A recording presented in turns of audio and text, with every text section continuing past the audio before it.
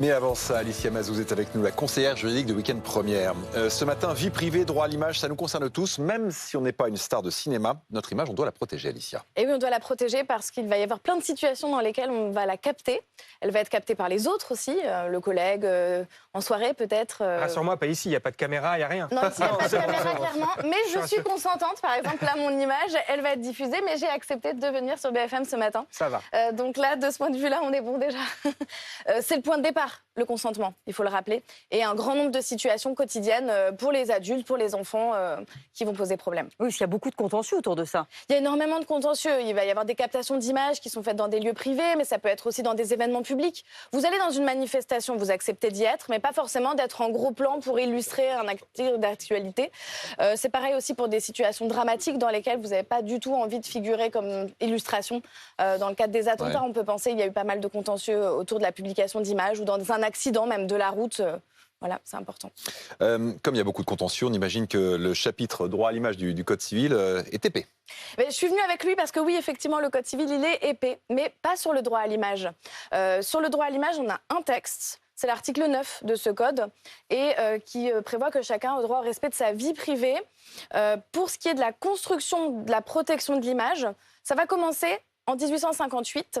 C'est déjà vieux. Il n'y a pas de vidéo à l'époque. Il n'y a pas de vidéo, mais il y a un dessin. Il y a un dessin. C'est un dessin qui va poser problème d'une comédienne sur son lit de mort.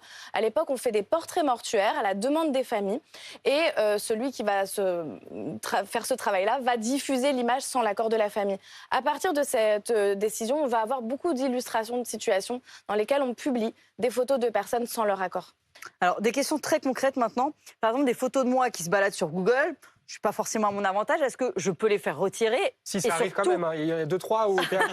Mais surtout, comment je les fais retirer? On se dit que, à partir du moment où c'est sur Internet, c'est fini, c'est trop tard. Même si on est à son avantage, d'ailleurs, on peut vouloir les faire retirer parce qu'on n'y a pas consenti. C'est une fois encore le point de départ.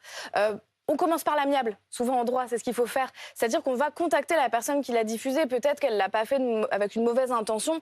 C'est une maladresse, partage entre amis, famille. Si elle refuse de retirer, on peut passer par l'hébergeur.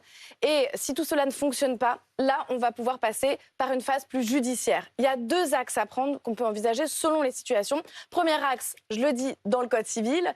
Là, on va pouvoir demander au juge d'agir souvent en urgence, parce que c'est une urgence. Demander au juge, ça veut dire quoi? Ça veut dire on appelle un avocat qui... Alors, on appelle un avocat qui va faire pour vous une procédure qu'on qualifie de référé, donc c'est une procédure d'urgence pour permettre le retrait de l'image. Donc là, on pense aux médias, au numérique, au volet au numérique, mais ça peut être presse traditionnelle, papier, etc. Et dans ce cadre-là, on peut aussi demander la réparation des préjudices, parce que malheureusement, une fois que le mal est fait, que la photo est diffusée, on peut la retirer, mais on a quand même déjà un préjudice qui a été révélé. Et puis si la photo a été captée dans un lieu privé ou si elle a un caractère sexuel, ça vaut pour une vidéo, hein, je dis photo, mais ça vaut aussi pour une vidéo. Là, on passe par le code pénal. On peut donc déposer plainte. Et une procédure pénale peut s'en suivre avec une condamnation de la personne responsable à une peine d'emprisonnement et ou d'amende. Et ce qu'il faut expliquer à Alicia, c'est que techniquement, aujourd'hui, même si la photo elle a été diffusée mais partout, on peut la retirer, on peut faire disparaître des photos d'Internet, ça existe, oui, ça? Oui, tout à fait, on peut la faire retirer, donc soit par les voies amiables que j'ai exposées, avec l'appui de la CNIL aussi qui fait un travail en ce sens, et puis par voie judiciaire, même si parfois le combat est un peu long et un peu coûteux aussi parce qu'il faut prendre un avocat. Merci beaucoup, Alicia. On en vient à la culture. Photo de toi, Alicia. Hein. Tu verras un peu la poster. C'est vrai, en plus, il a fait. On reparlera du consentement tout à l'heure. C'est important. La culture, Philippe, le cinéma avec le portrait d'une femme